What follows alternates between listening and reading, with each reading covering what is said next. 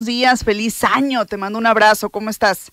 Igualmente, Nidia, feliz año y un saludo para todo Sonora. Gracias por tomarnos la llamada. La biografía de Samuel Ocaña, muy interesante. Sí, en esos días cuando falleció el 31, pues se me vino a la mente y escribí esa biografía en 3 días. Y ahora lo hago porque él es el fundador de Radio Sonora. Aparte es muy importante para muchas instituciones, incluyendo Radio Sonora. Claro sí. Que sí. Pues entonces, Samuel Ocaña García nació el 7 de septiembre de 1931 en Arivechi, Sonora, en el seno de una familia típica del pueblo. En 1941, a sus 10 años, fue enviado a Hermosillo para ser internado en la Escuela para Huérfanos de la Revolución, Coronel José Cruz Gálvez, donde cursó los 3 grados que le faltaban para terminar su educación primaria. Una escuela en ese tiempo militarizada.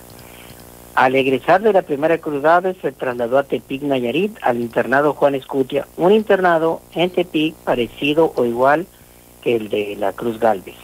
Al terminar la secundaria en Tepic, en 1947, regresó a Hermosillo para emplearse como obrero textil en la recién fundada fábrica de hilados y tejidos textiles de Sonora, que estaba donde ahora está el Parque La Ruina, donde trabajó 2 años en los que participó en la fundación del sindicato de la empresa. Ya le aparecía algo de interés por la cosa pública.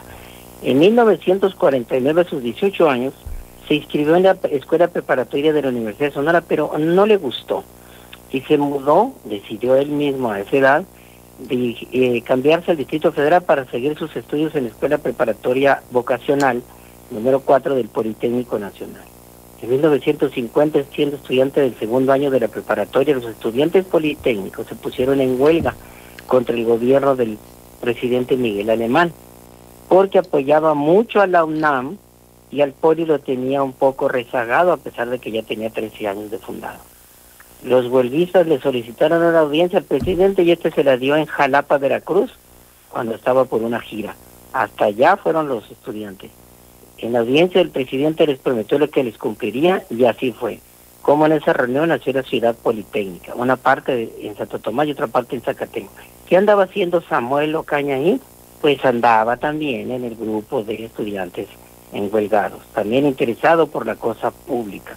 Muchos años después, ya siendo gobernador, Samuel Ocaña visitó al expresidente Miguel Alemán en su oficina del presidente como presidente del Consejo Nacional de Turismo y le recordó aquella cita en Jalapa. Más de 30 años, lo que dio pie a una larga conversación con el expresidente por 2 horas. Él le llamó mucho la atención Miguel Alemán, un creador de obras por todo el país. Al terminar la preparatoria ingresó a la Escuela Superior de Medicina Rural, en el mismo Politécnico, motivado por la impresión que le dejó cuando era niño en su pueblo, al ver que muchos de sus compañeritos morían por las epidemias de sarampión, cólera, tifoidea, que atacaban al pueblo, como todos los pueblos de Sonora. Después ingresó, en 1949, ingresó al Partido Popular, donde conoció al hermosillense Alejandro Carrillo Marcor, brazo derecho de Vicente Lombardo Toledano. Carrillo Marcor es un personaje muy importante en la vida de Ocaña.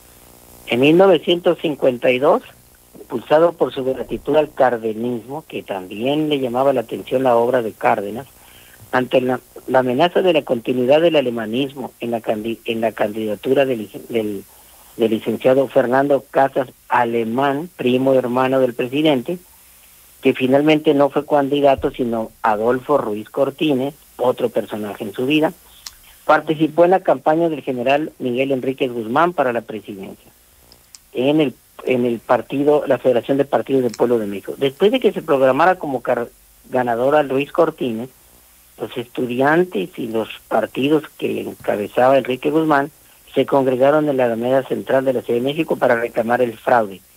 Hacia allá se fue Ocaña para protestar.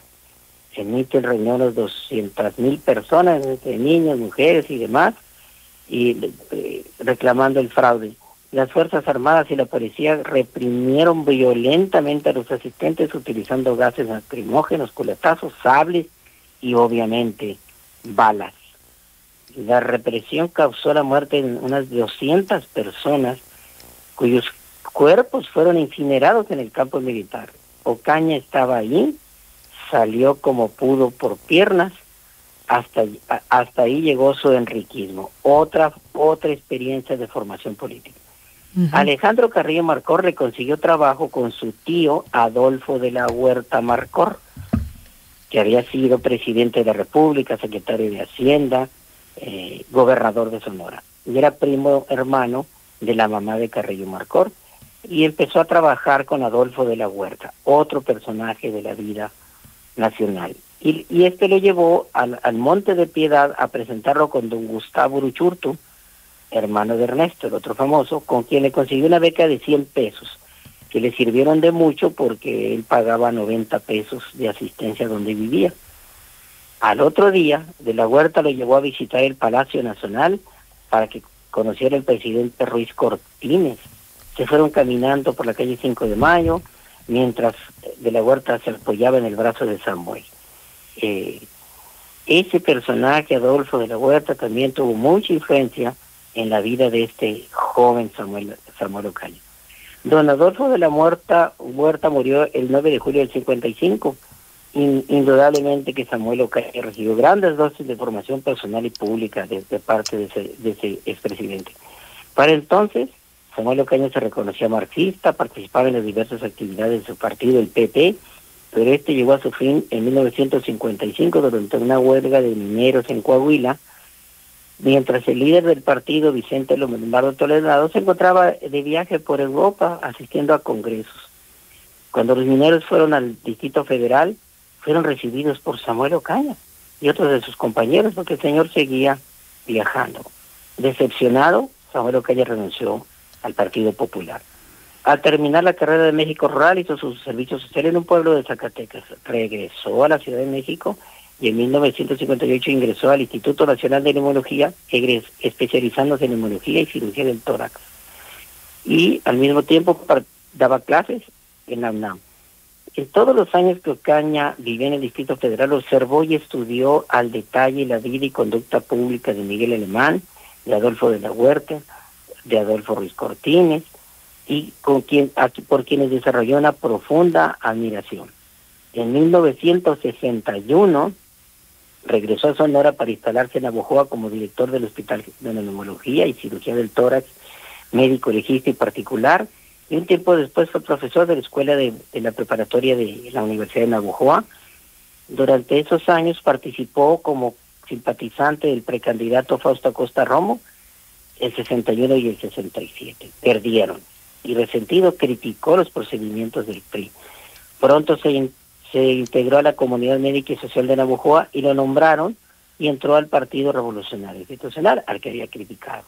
Y lo nombraron director del CEPES, lo que ahora es la Fundación Colosio. En 1970, ya siendo un respetado vecino navajoense, fue postulado por el PRI como candidato a presidente municipal, 73-76, elección que ganó sin problema. Tenía 42 años. En octubre del 75 renuncia el gobernador Viebris por los asesinatos en San Ignacio Río Muerto, y entra en su lugar, fue nombrado Alejandro Carrillo Marcor, su amigo, su mentor en la Ciudad de México, un desconocido en Sonora, ya que se había ido desde el estado hace mucho tiempo. Entonces inmediatamente buscó a su alumno, Samuel Ocaña, y lo nombró subsecretario de gobierno. Después lo nombró secretario de gobierno y luego presidente estatal del PRI, rápidamente. Y estando en este proceso de sucesión del nuevo gobernador para sustituir a Alejandro Carrillo Marcor, fue llamado a la Ciudad de México como presidente del PRI, para ver allá con el presidente, el secretario de Gobernación, quién iba a ser el candidato. Salomón Fazán, que es un dirigente de Caborca, era un personaje muy amigo del presidente López Portillo, Francisco Vizcaíno Murray, César Tapia Quijada, Alicia Arellano Tapia, que había sido diputada federal y presidente municipal de Magdalena, y Ernesto Pedro Uruchurtu, el hermano de Gustavo, aquel que le dio la beca.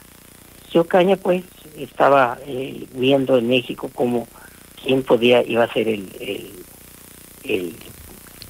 candidato. Estuvo allá, se entrevistó con el presidente López Portillo y le preguntó quiénes era cada quien, cómo veía cada uno de ellos, y le dijo, no se preocupe, señor presidente, con cualquiera de ellos que usted decida. En ese tiempo el presidente decidía, vamos a ganar la contienda. Entonces se fue a esperar en la Ciudad de México. Se fue al cine con su esposa, y estando adentro del cine viendo una película, el 16 de enero de 1979, el presidente nacional del PRI, allá en Campeche, destapó y dijo que el candidato para Sonora era Samuel Ocaña García. Sorpresa que nos llevamos todos, y sorpresa que se llevó él, porque nadie esperaba que él iba a ver que él iba a ser el candidato, no a ser candidato, él nomás aspiraba a ser diputado federal. Entonces, en 6 años desde que fue presidente, llegó a ser gobernador, disputó la gobernatura con Jorge Valdés Muñoz, quien había sido presidente municipal, pero ganó. Tomó posesión el 13 de septiembre de 79, cuando tenía 48 años. Ocaña desplegó un estilo muy particular, imaginario, visionario, creativo, abierto, madrugador y creador de dependencias e instituciones, entre ellas, pues Radio Sonora. En sus años en México había vivido en la colonia Santa María de la Ribera, donde está ese famoso kiosco morisco espectacular, y antes de dejar la gobernatura mandó a hacer uno a escala pequeña y lo instaló en la plaza de su pueblo. Allá en Arivechi. En Arivechi. Y entonces ya se retiró a la vida privada, aunque siguió en la vida pública, porque fue subsecretario de la Reforma Agraria, regresó a CENER y fue director del colegio del Centro Ecológico. Bien. En 1997, cuando Armando López Nogales era candidato, le pidió que quería ser candidato a presidente municipal de Arivechi. Ya había candidato, hablaron con él, el muchacho del pueblo, y dijo: yo con todo gusto, por la admiración que le tengo al doctor Ocaña, renuncio a mi candidatura para que él sea, y ganó la presidencia municipal. Después regresó a Hermosillo en el 2002. Bien. Fue nombrado otra vez por López Nogales rector de la Universidad de la Sierra, recién creada. Pero el gobernador siguiente no le simpatizaba la presencia ni la figura de Samuel Ocaña. Lo hizo renunciar. Entonces se fue otra vez a la vida privada, se reencontró con sus amigos, claro, y demás.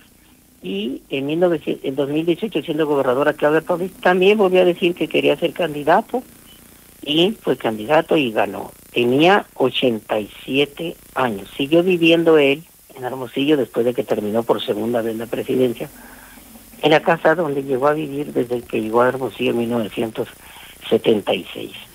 Se dedicó a convivir, viajar a todos los pueblos de la sierra, en Hermosillo, donde quiera, lo podían uno encontrar en el mercado municipal.